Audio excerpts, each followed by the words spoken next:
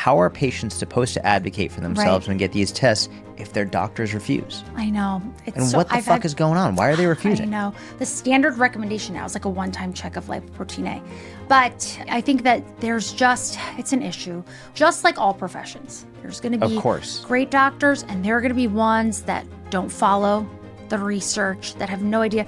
There's doctors out there seeing patients for telling people to go on a carnivore diet. It's crazy. It's crazy. And that's the unfortunate thing. How do you advocate? I tell everyone this till I'm blue in the face. The best thing you can do is sometimes finding a physician that works for you.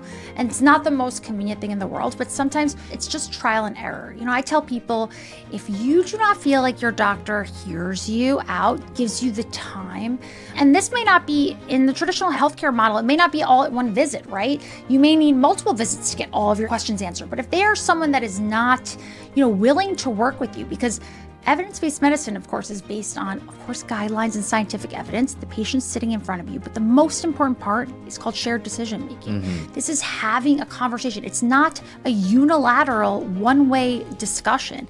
Every single discussion is, at the end of the day, it's not just me telling someone what to do. It's discussing benefits, risks, their goals, their priorities, their cultural values, their interests, their fears, their preferences.